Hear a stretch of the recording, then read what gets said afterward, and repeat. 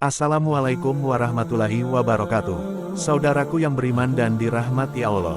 Sejak pertama kali Hamas dan Israel bersih, tegak Putin sudah tampil menunjukkan keberpihakannya pada Hamas.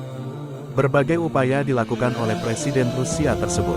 Sebenarnya apa tujuan Putin membantu Palestina? Benarkah tindakan Putin sudah disebutkan dalam hadis Rasulullah Shallallahu Alaihi Wasallam? Tonton terus video ini hingga akhir agar kalian tidak gagal paham dan tersesat. Vladimir Putin secara terang-terangan mendukung kemerdekaan Palestina, dengan ibu kota Yerusalem Timur, semua itu karena ia melihat penderitaan masyarakat Palestina yang telah terjadi sejak lama. Ketidakadilan yang terjadi di sana sudah mencapai tingkat luar biasa, mulai dari perampasan tanah, hingga pembantaian. Demi menyelamatkan warga sipil sejak awal Putin juga telah mengajukan diri menjadi mediator, untuk penyelesaian kekerasan yang terjadi di Palestina. Selain itu Putin juga mendukung resolusi Dewan Keamanan PBB, yang meminta diadakannya gencatan. Sayangnya resolusi itu ditolak Israel.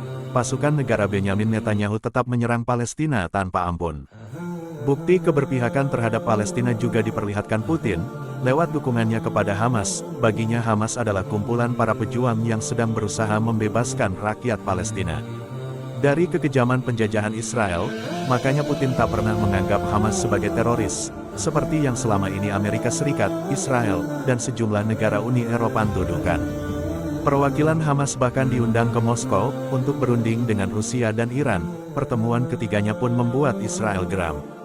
Putin juga menyalahkan Amerika karena selalu ikut campur dalam konflik yang terjadi di negara-negara Timur Tengah, terutama antara Israel dan Palestina.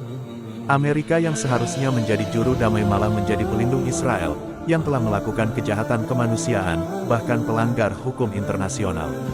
Putin terang-terangan mengatakannya di depan publik, kita harus memahami dengan jelas siapa yang sebenarnya berada di balik tragedi yang menimpa masyarakat Timur Tengah, dan wilayah lain di dunia.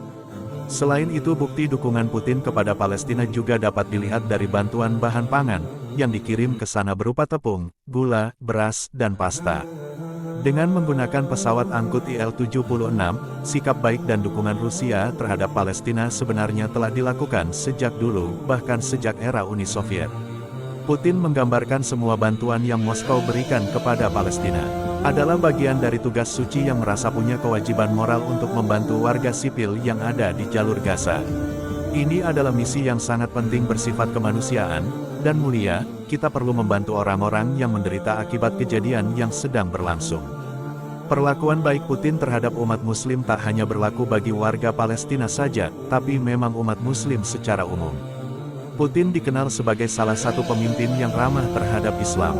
Pada 2015 lalu Putin datang meresmikan Masjid Katedral Moskow. Masjid ini sekaligus menjadi masjid yang terbesar dan tertinggi di Rusia.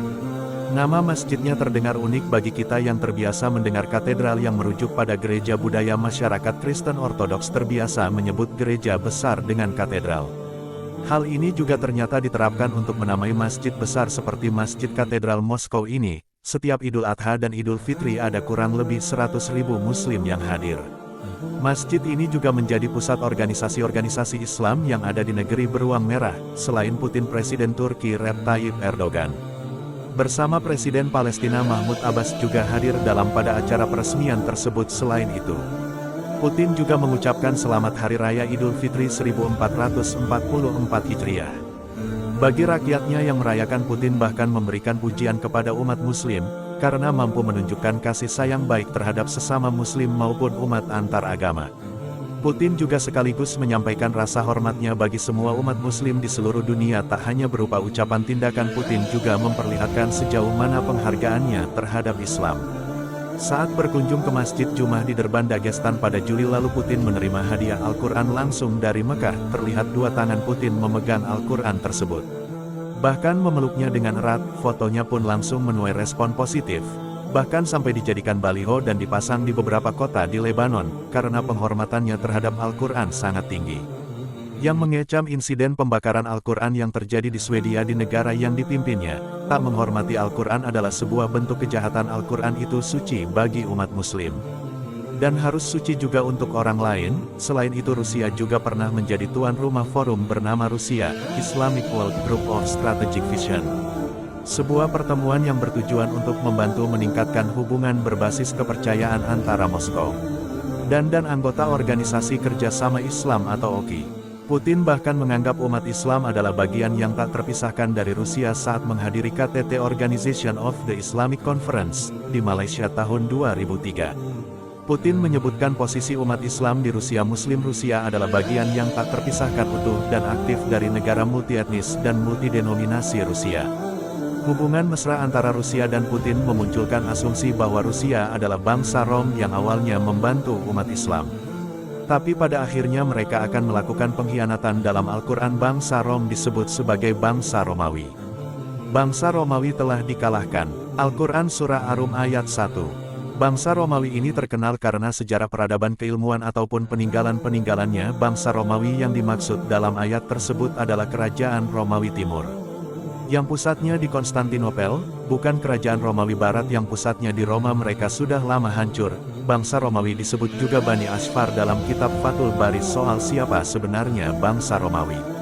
Para ulama memiliki banyak tafsiran, salah satunya datang dari Syekh Imran Hossein, seorang candikan muslim asal Trinidad dan Tobago yang menafsirkan bahwa bangsa Rom yang akan bersekutu dengan umat Islam adalah Rusia.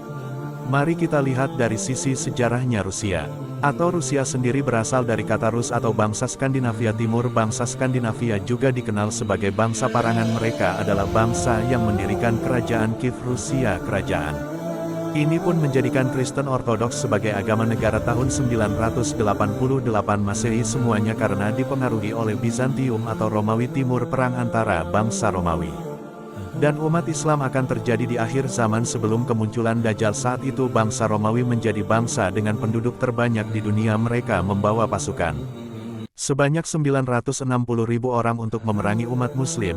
Walaupun begitu umat Muslim akan bisa memenang pertempuran tersebut. Perang tersebut akan terjadi selama 4 hari di negeri Syam yang meliputi wilayah Suriah, Palestina, Yordania, dan Lebanon. Hal ini sudah diabadikan dalam hadis Rasulullah Sallallahu Alaihi Wasallam, kamu akan berdamai dengan kaum Rom dalam keadaan aman, kemudian kamu dan mereka akan memerangi suatu musuh, dan kamu akan mendapatkan kemenangan serta harta rampasan perang dengan selamat. Kemudian kamu berangkat sehingga sampai ke sebuah padang rumput yang luas dan berbukit-bukit. Maka seorang laki-laki dari kaum Salib mengangkat tanda salib serta berkata, salib telah menang. Maka marahlah seorang laki-laki dari kaum muslimin kepadanya, lalu ia mendorongnya dan jatuh meninggal. Pada waktu itu orang-orang Rom berkhianat, dan mereka berkumpul untuk memerangi kaum di bawah 80 bendera, di mana tiap-tiap bendera terdapat 12.000 tentara. Hadis tentang perang akhir zaman ini disebut sebagai peringatan dan kabar gembira, peringatan agar umat muslim mewaspadai kekuatan bangsa Romawi, dan kabar gembira karena umat Islam akan memenangkan pertarungan tersebut. Saudaraku yang beriman, kebaikan Putin khususnya kepada umat Islam memang tak tanggung-tanggung. Tak ada presiden seberani Putin yang di setiap forum selalu menyuarakan keadilan bagi Palestina. Kebaikan Putin pun dikaitkan dengan bangsa yang akan menjadi sekutu umat Islam. Tapi kemudian berkhianat, apalagi ada ulama yang terang-terangan menyebutkan bahwa bangsa Rom mengarah ke Rusia. Lalu bagaimana denganmu? Wallahu alam bisawab. Terima kasih saudaraku yang menonton video ini hingga akhir. Dan sampai jumpa di video selanjutnya.